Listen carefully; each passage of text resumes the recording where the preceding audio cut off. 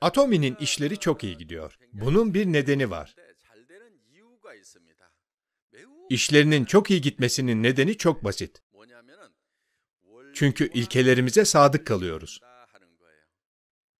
İlkelerine sadık kalan kişilerin başarılı olacağı genelde söylenir. Ve bu söz doğrudur. Atomi'nin ilkeleri dağıtımı kapsadığı için fazla düşünmek gerekmemektedir.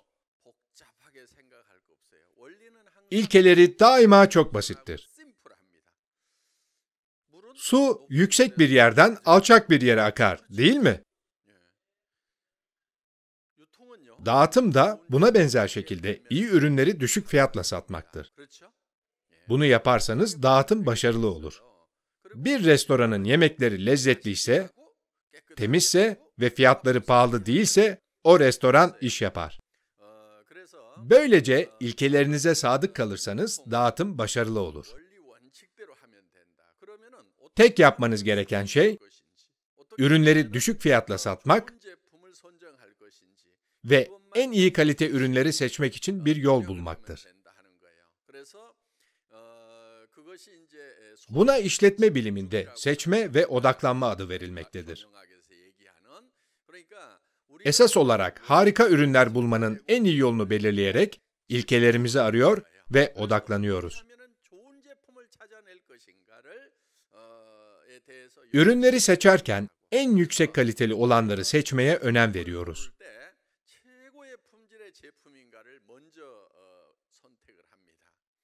Bundan sonra o harika ürünü aynı kalitede diğer ürünlere kıyasla daha düşük fiyatla satmanın mümkün olup olmadığını inceliyoruz. Böylece Atomi ürünlerini öğrendiğinizde önce kalitesinden memnun kalırsınız. Fiyatının diğer ürünlere kıyasla daha düşük olduğunu fark edersiniz ve bu sayede o ürünü sürekli kullanabilirsiniz. Bu işin başarılı olmasının nedeni çok basit olmasıdır. Fakat tüm diğer çok hatlı pazarlama, MLM şirketlerine baktığımızda son 50-60 yıldır bu ilkeleri uygulamadıklarını görüyoruz. MLM ürünleri genelde iyi kalitelidir. Fakat aynı zamanda ucuz mudur? Ucuz değildir. Bu ürünler genelde pahalıdır. Öyleyse akıllı insanlar neden pahalı ürünler satın alıyor?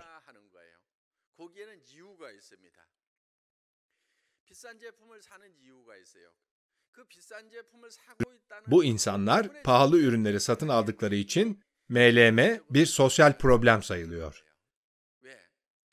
Neden mi? Akıllı insanların pahalı ürünler satın almasının bir nedeni olmalı, değil mi? Nedeni ürünü değil, fırsatı satın almaları. Para kazanma fırsatını, beklentisini ve olasılığını satın alıyorlar. Bu para kazanma olasılığı gerçekleşseydi harika olurdu. Fakat sadece birkaç kişi bunu gerçekleştirebilir. Diğer insanların çoğunluğu bunu yapamaz. Sonuçta bu insanlar istedikleri geliri elde edemezler. Fiyatı ödediğinizi varsayalım. Ürünün maliyetinden daha fazla olan bir fiyat ödediniz.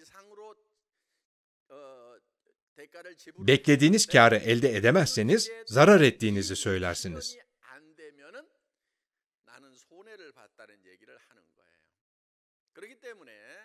Bu durumda Atomi ürünlerini her satın aldığınızda birkaç unsuru dikkate almanız gerekir. Birincisi, o ürünü beğenip beğenmediğinize veya kullanmak isteyip istemediğinize karar vermelisiniz. Sonra o ürünün başka bir yerde daha düşük bir fiyatla satılıp satılmadığını araştırmanız gerekir. Eğer bu iki koşulu yerine getirirseniz o ürünü satın almalısınız. Herkes bu yöntemi uygulamalıdır. Bu koşulları herkes yerine getirirse zarar edilir mi? Hiç kimse zarar etmez. Neden mi? Çünkü sattığımız ürünlerin çoğu her gün kullanılan ürünlerdir. Bunlar daha önce hiç kullanmadığınız ürünler değildir. Kullandığınız ürünleri sürekli kullanırsınız. Bu ürünleri Atomi'den satın almasanız bile başka bir yerden satın alabilirsiniz. Fakat bu ürünleri satın almazsanız yaşam kaliteniz önemli oranda azalır. Örnek olarak bir gün dişlerinizi fırçalamazsanız kendinizi nasıl hissedersiniz? Kendinizi pis hissedersiniz, değil mi? Saçlarınızı birkaç gün yıkamazsanız ne olur? Başınız kaşınabilir. İşte bu nedenle günlük gereksinimlerinizi diğer ürünlerden önce satın alırsınız. Kadınlar, bir gün kozmetik ürün kullanmazsanız ne olur? Büyük olasılıkla o gün dışarı çıkmazsınız. O gün evde oturursunuz ya da dışarı çıkıp kozmetik satın alırsınız. Bu nedenle ürünlerimizin tümü daha önce kullandığınız ve her gün gerektiği için kullanmaya devam edeceğiniz ürünlerdir. Bu ürünleri markası Atomi oldukları için satın almıyorsunuz. Bu ürünleri temiz bir insan gibi yaşamak için satın alıyorsunuz. Yüksek kaliteli ve uygun fiyatlı ürünleri satın almamanız için hiçbir neden yok. Bu nedenle Atomi ürünleri kullanan hiç kimse zarar etmez gibi görünüyor. Gerçekte ise bu harika ürünü satın alsanız bile zarar edebilirsiniz. Bu tür ürünleri satın alan kişilerin zarar etmesinin nedeni, gerekenden fazla miktarda satın almaları ve sonuçta ürünün değerinin ve faydasının azalmasıdır. Buna kullanma faydasının azalması yasası adı verilmektedir. Örnek olarak karnınız acıktığında yemek yediğinizi varsayalım. O yemek ihtiyacınızı karşılar. Sonra ikinci yemeği ısmarlarsanız büyük olasılıkla bitiremezsiniz. Tam doyduğunuz için üçüncü yemeği yiyemezsiniz, değil mi? Bu noktadan sonra yemekler negatif kullanma faydasına dönüşür. Aynı şekilde diş macunu gibi her gün gereken ürünler çok faydalıdır. İkinci veya üçüncü diş macununu satın almak da faydalıdır. Neden mi? Sonra kullanabilirsiniz. Fakat 10 tane diş macunu satın alırsanız, faydası bir adet diş macununa kıyasla 10 kat artmaz. 100 veya 1000 adet diş macunu satın alırsanız, koyacak yer bulamazsınız. 10.000 adet satın alırsanız, başınız belada demektir. Çünkü son kullanma tarihlerine dikkat etmeniz gerekir. Bu nedenle aynı üründen ne kadar çok satın alırsanız, fayda azalması o kadar büyür. Bu nedenle gerekenden fazla miktarda ürünü düşük fiyatla satın alsanız bile, değeri ödediğiniz fiyattan daha az olur. Sadece gereksinim duyduğunuz miktarda satın alırsanız, pozitif fayda elde edebilirsiniz. Bu nedenle söz konusu ürünleri satın alırken, gerekenden fazla miktarda satın almamanız gerekir. Fazla miktarda almanız, o ürünün faydasını veya değerini arttırmaz. Bu ilkeyi bilmemize rağmen, terfi etmek için çok miktarda ürün satın alırsak ne olur? Elimizde çok fazla miktarda bulunduğu için değeri azalır, değil mi? Öyleyse değeri düşük ürün satın almanın ne anlamı var? Gelecekte terfi etme beklentisiyle satın aldınız. Fakat bu beklenti gerçekleşmeyebilir. İnsanlar beklentileri gerçekleşmediğinde zarar ettiklerini düşünür. Ağ pazarlamada kararları siz verirsiniz. Fakat buna rağmen böyle bir durumda insanlar zarar ettiklerini düşünür. Böyle düşünen pek çok kişi bulunmaktadır. Bu insanların bilmesi gereken şey, ağ pazarlamanın amacı olan satışları yapmadıklarıdır. Bu insanlar satış değil, yatırım yapmaktadır. Çünkü bir ürün satın aldığınızda, onun değerini ve fiyatını karşılaştırarak takas yapmanız gerekir. Ancak bu şekilde iki taraf da kâr edebilir.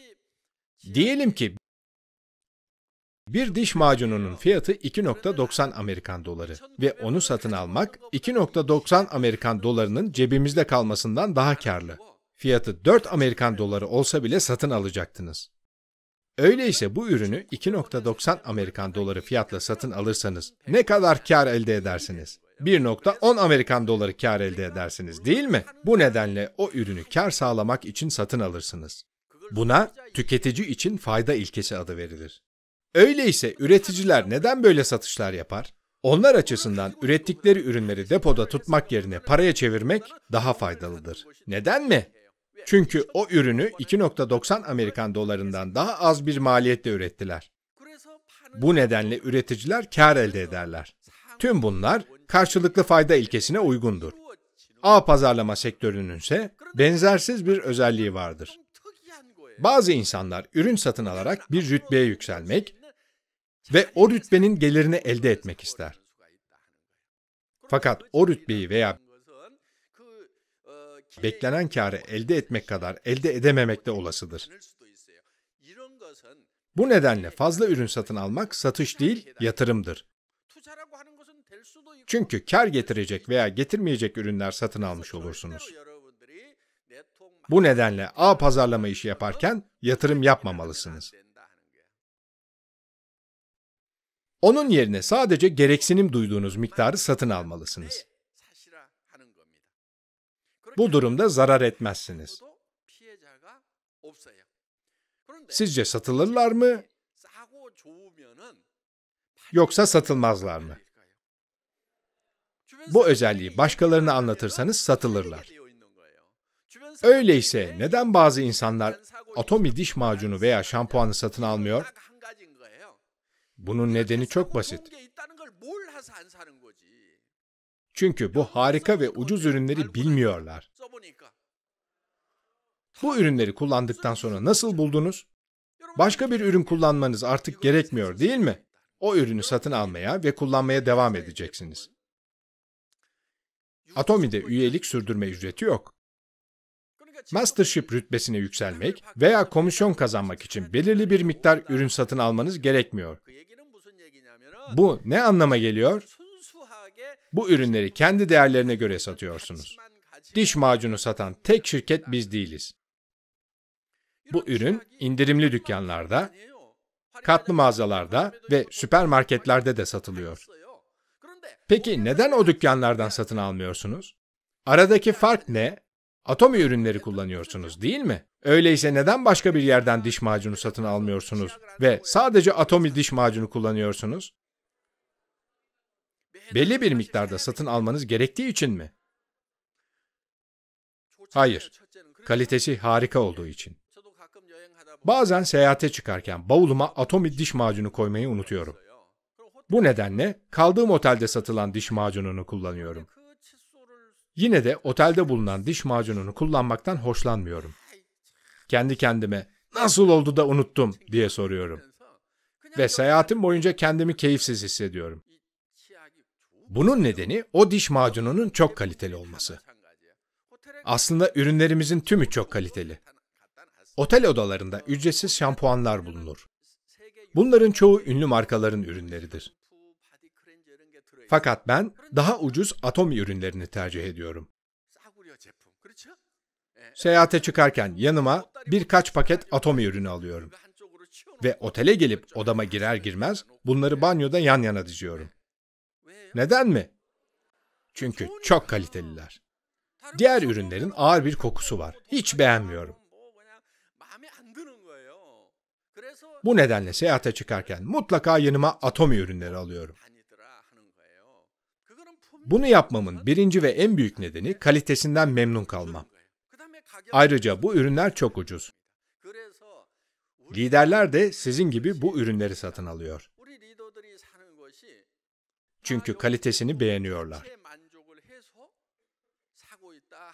Zaten sattığımız tüm ürünler değerli ve faydalı. Bu nedenle sürekli satın alıyoruz ve kullanıyoruz. İlkelerimize sadık kalmaktan söz ettiğimizde, sattığımız ürünlerin belli olduğunu, fiyatlarının belli olduğunu ve sürenin onaylandığını kastediyoruz.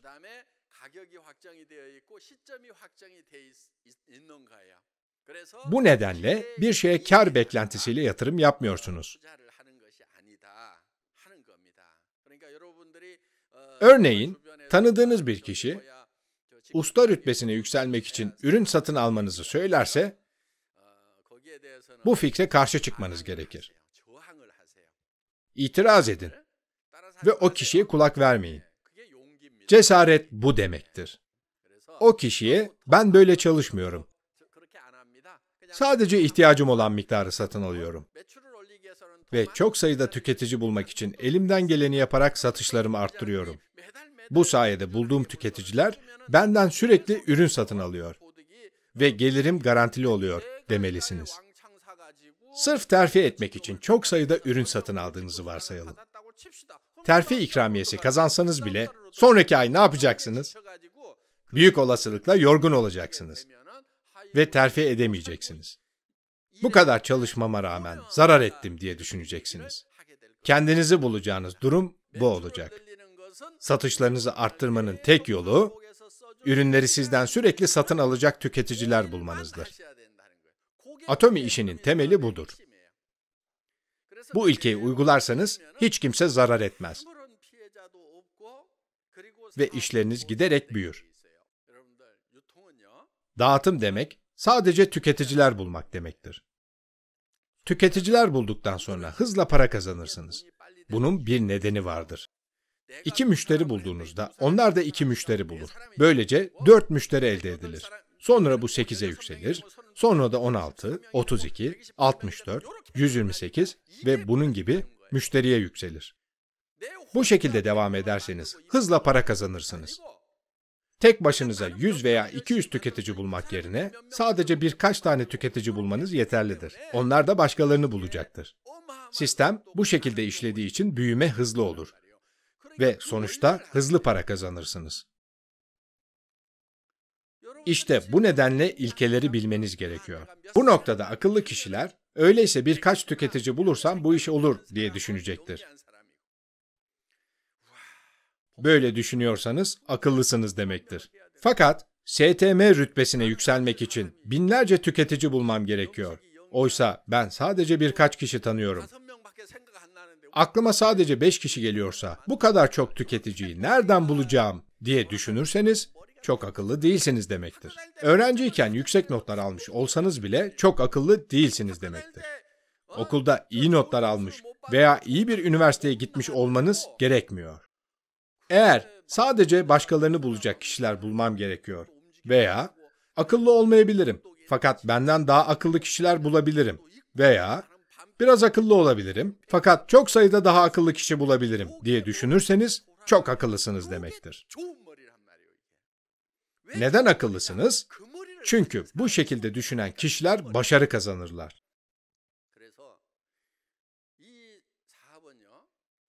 Bu iş temelde çok basittir. Atomi'nin toplam yaklaşık 5 milyon üyesi var. Sizce bu kişilerin kaç tanesini bizzat ben üye kaydettim?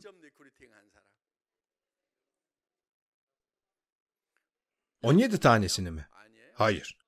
İlk 17 üyeyi ben bulmadım. Doğrusunu isterseniz sadece 5 üye buldum. Fakat her nasılsa bugünkü rakama yükseldi. İlk 17 üyeyi şahsen tanımıyordum. Ben 1 veya 2 kişiyi üye kaydettim. Onlar da 17 üye kaydetti. Bu üyeler işe başladı ve 200-300 kişiye yükseldi. İçinizden bazılarının 10 veya 20 ortağı olmayabilir ve bu nedenle hayal kırıklığı yaşayabilir.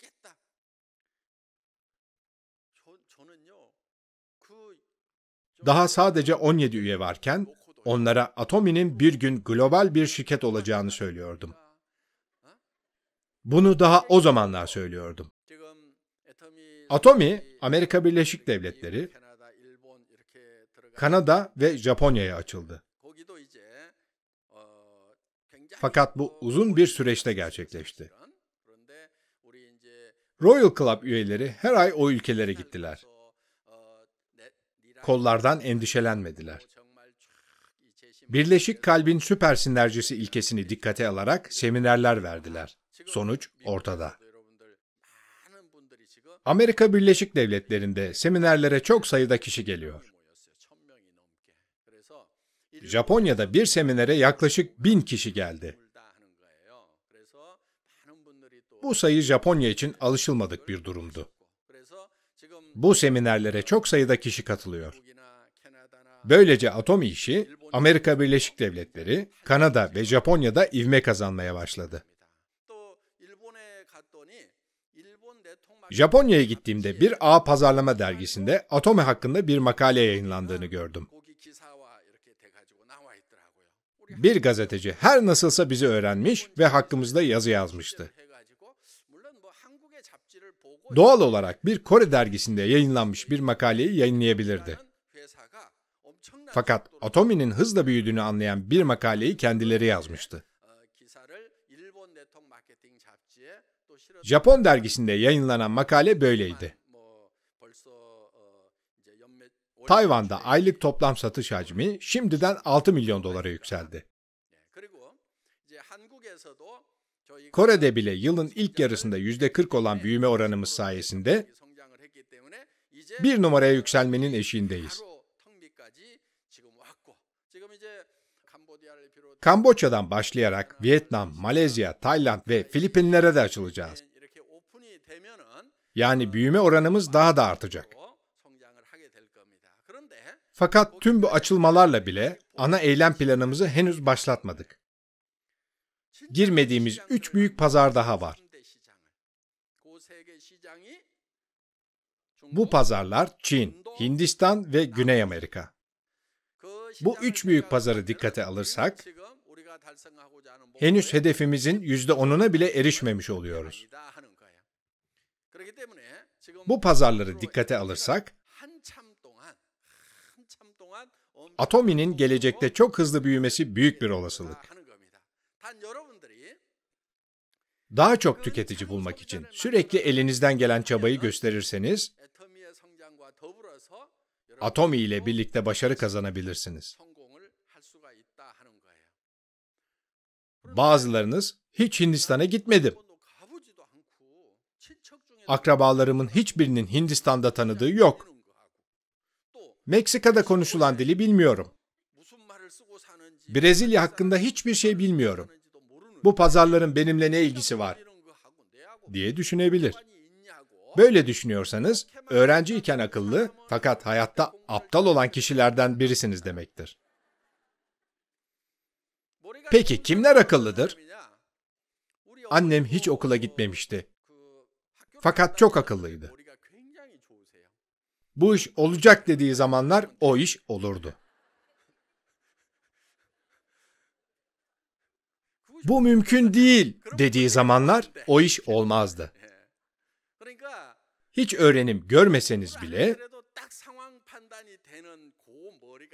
durumu kavrayabiliyorsanız çok akıllısınız demektir. Tüketici bulmak için elimden geleni yaparsam, iyi İngilizce bilen birini bulabilirim. O İngilizce bilen kişi de İspanyolca bilen bir kişiyi bulabilir. O kişi Arjantin, Kolombiya ve Meksika'ya açılabilir. O ülkelerden birinde yaşayan ve Portekizce bilen birisi Brezilya'ya gidebilir. Ve Atomi işini orada yayabilir. Altındaki kollardan birisi Hindistan'a gidebilir.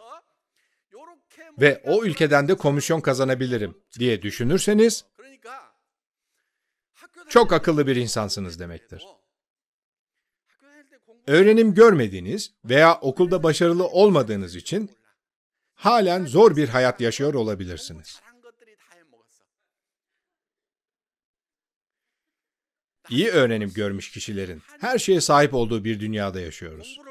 O kadar akıllı olmadığım için bu dünyadan gerçekten nefret ediyordum. Benim gibi olan kişiler geçmişlerini unutmalı.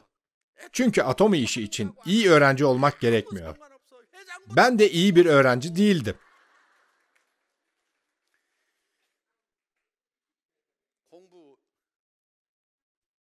Bu eksikliğinizi kapatabileceğiniz tek yer Atomi.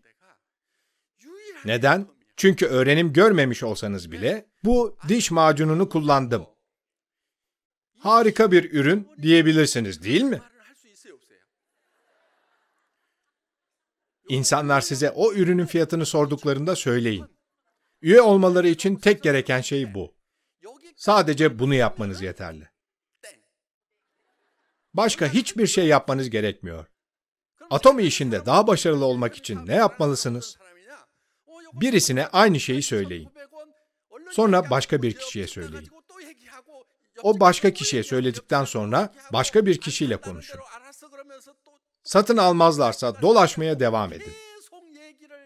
Başkalarına sürekli olarak bunu söyleyen kişiler, Atomi'de başarılı olacak kişilerdir. Bunun ne kadar akıllı olduğunuzla hiçbir ilgisi yoktur.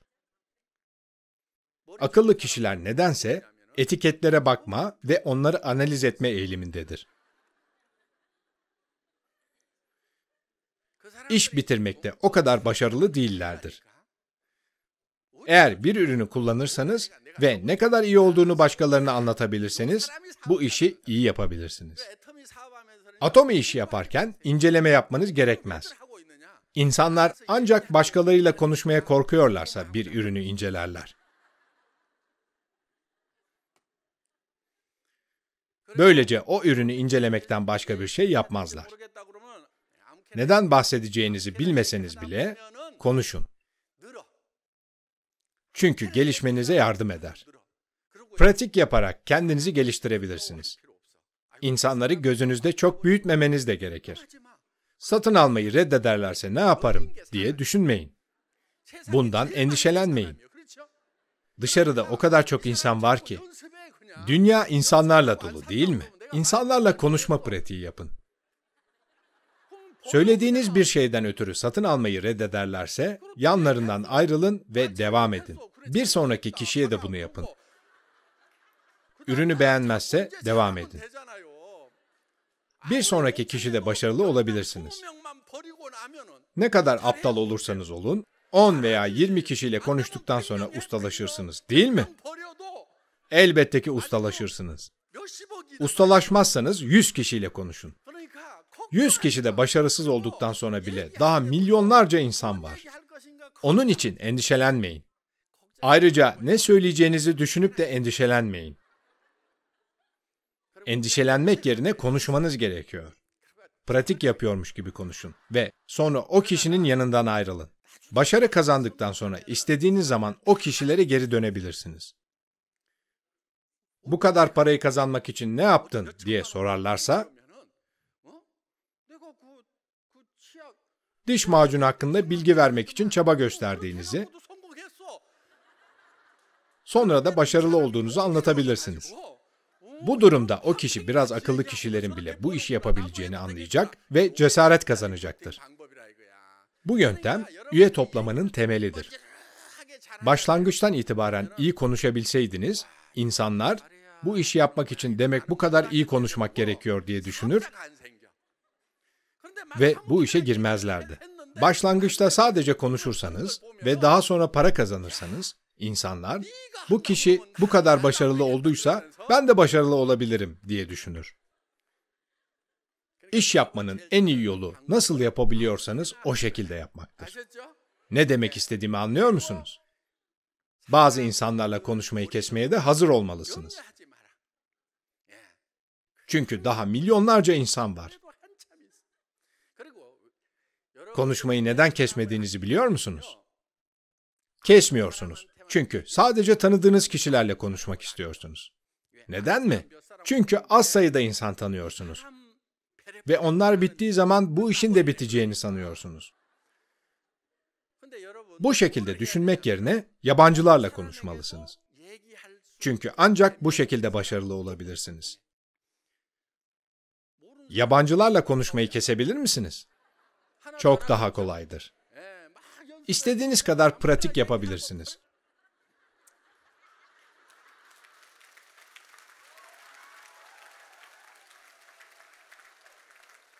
Sonra yanlarından ayrılabilirsiniz. Onlarla daha sonra tekrar konuştuğunuzda ne kadar başarılı olduğunuzu görürler. Böylece onları sonra geri kazanabilirsiniz. Atomi işini gözünüzde büyütmemelisiniz. İşleri gözünde büyütmeyen insanlar iyi iş çıkarırlar. Atomi'yi kurduğum günlerde birileri bana, "Göreceksiniz, başarılı olacağım ve ayda 50.000 Amerikan doları kazanacağım" dediğinde, bunu başaramayabileceklerini düşünüp endişeleniyordum. Herkes Atomi işi yapabilir. Fakat bu hedef diye düşünüyordum. Yine de bir süre sonra bu kişilerin başarılı olduğunu gördüm. Bu nedenle bu işi çok ciddiye almayın ve hiç araştırma yapmayın. Ürünleri incelemeyin, etiketleri de incelemeyin. İndirimli dükkanlarda bir ürün satın alırken önce etiketleri inceliyor musunuz? Böyle alışveriş yapmıyorsunuz. Reklamda gördüğünüz bir ürünü satın alıyorsunuz. Karşılaştığınız insanlarla sohbet edin. Üye kaydetmek için de aynısını yapın. Bu iş sadece insanlara bilgi vermek değildir. Konuştuğunuz kişilerin sayısı giderek arttıkça, sadece Atomi işi yapabilecek kişilerle karşılaşacaksınız. Onlar, Atomi işinden başka hiçbir iş yapmayacak kişilerdir. Kimdir bu insanlar? İş bulamayacak kadar yaşlı olanlar. İş kurmak isteyen fakat sermayesi olmayan kişiler. Hiçbir vasfı veya yeteneği olmayan, fakat hayatını kazanması gereken kişiler. İşte Atomi işi tam bu tür insanlar içindir. Çünkü vasıf gerekmemektedir. Bu tür pek çok insan bulunmaktadır. Bu insanların başka çaresi yoktur. Başka hiçbir ölçüt kullanmasanız bile sadece talihsiz kişileri seçebilirsiniz. Bu işin vizyonu işte budur. Başkalarıyla konuşurken elinizden gelen çabayı gösterseniz bile ne kadar iyi konuştuğunuz önemli değildir. İnsanları etkilemeniz veya ikna etmeniz de önemli değildir. Bu tür insanlar sadece Atomi işi yapabilir. Çünkü yapabilecekleri başka bir iş bulunmamaktadır.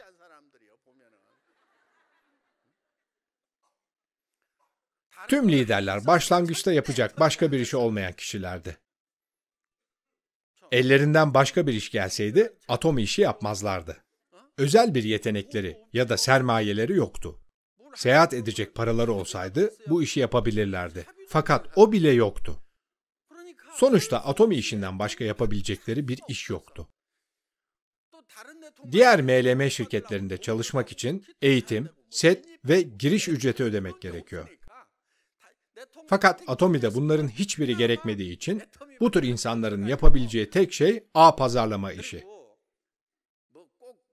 Bu insanlar başarı için gereken ruha sahip değildi. Onlara yardım edecek bir şirket de yoktu. Hiçbir şey yapmadan boş durmak yerine bakalım ne olacak diye düşündüler. Sadece bu nedenle başlayanlar daha sonra başarılı oldu. Bu işi yaparken rahat olmalısınız. Çünkü ciddi davranmanız gerekmiyor. Otobüs durağında gördüğünüz birine, "Bu zamanlarda geçinmek zor, değil mi?" diye sorabilirsiniz. Çünkü pek çok insan için hayat zor. Nüfusun en az %70'inin hayatı zor. Sonra, "Benim için de hayat zordu fakat bir umut buldum. Ayda 50.000 Amerikan doları kazanmam mümkün olacak. Bu hayal mi, değil mi bilmiyorum. Sizin için de böyleyse bana katılmak ister misiniz?" diye sorabilirsiniz. Daha iyi bir fikriniz varsa bu iş tam size göre diyebilirsiniz. Bu kadar rahat konuşmanız yeterli. Çok ciddi davranmayın. Akrabalarınızla konuşurken bu konuyu ortaya atın. Daha sonra görüşmek için zaman bulamayabilirim. Bir işe başladım. İleride ayda 50.000 Amerikan doları kazanacağım. Hazır zamanım varken size de anlatayım. Yoksa ileride zaman bulamayabilirim deyin. arkadaşlarınıza, daha sonra bana gücenmenizi istemiyorum. Bu nedenle şimdi anlatıyorum. Bu işi yapıp yapmamak size kalıyor. Bence geleceğim parlak görünüyor. Size şimdi anlatıyorum. Böylece ileride bana gücenmeyin diyebilirsiniz. Sonra aslında çok iyi anlatamam. Ne iş yaptığımı öğrenmek istiyorsanız benimle gelin. Ve iyi anlatan kişileri dinleyin. Yapacak başka bir işiniz yok, değil mi? Yürüyüş yapmak ve sonra kafeteryada oturmak yerine benimle Songnisan'a gelin ve bu kişileri dinleyin, deyin. Onlarla samimi bir şekilde konuşun. Ciddi olmanın faydası olmaz. Bu şekilde konuşsanız bile seminere gelen bazı kişiler hayal kırıklığına uğrayacaktır. İşte bu nedenle başkalarıyla konuşmak çok önemlidir. Tek yapmanız gereken şey Atomi işine başlamaktır. Ne zaman başlayacağınızı düşünmeyin. Hemen başlayın. Nasıl başlayacağınızı düşünmeyin. Sadece başlayın. Tek yapmanız gereken şey başarılı olmayı ne kadar çok istediğinizi ve başarılı yaşamınızın nasıl olacağını net ve ayrıntılı düşünmektir. Bu düşünce motivasyonunuz ve itici gücünüz olacaktır. Bu düşünce size gereken enerjiyi verecektir. Hayalini kurduğunuz tüm şeyler, olmak istediğiniz kişi, yaşamak istediğiniz hayat, kafanızda bir film gibi oynamalıdır. Bu film kafanızda oynarken, bedeniniz ona göre değişecektir. Bedenimiz, gerçek ile hayali birbirinden ayıramaz. Örnek olarak, kendinizi nar yerken hayal ederseniz, ağzınız sulanır, değil mi? Taze bir mandalina yediğinizi hayal ederseniz, yine ağzınız sulanır. Bedeniniz, yediğinizi hayal etmekle gerçekten yemek arasında ayrım yapamaz. Ayda 50.000 Amerikan doları kazandığınızı hayal ederseniz, ifadeniz, hareketleriniz ve hatta konuşma tarzınız değişir. Ayda 50.000 Amerikan doları kazanan bir kişiye dönüşürsünüz. Arkadaşlarınız,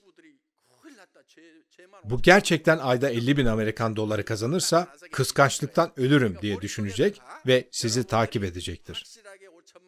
Bu nedenle ayda 50.000 Amerikan doları kazanacağınıza gerçekten inanırsanız, Royal Master olduğunuzu hayal etmeniz gerekir. Fakat kafanızdaki bu imaj kalıcı olmaz. Zaman zaman silinir. İşte bu nedenle buraya gelmeniz, hayat senaryonuzu yazmanız ve imaj her silindiğinde kendinize hatırlatmanız gerekir. Bunu sürekli gözünüzde canlandırdığınızda, bir gün filmdeki karakterlerden biri olduğunuzu fark edersiniz. Buna başarı yasası adı verilmektedir. Şimdi bir arkadaşım bu kavramı size anlatacak. Dinlediğiniz için teşekkürler.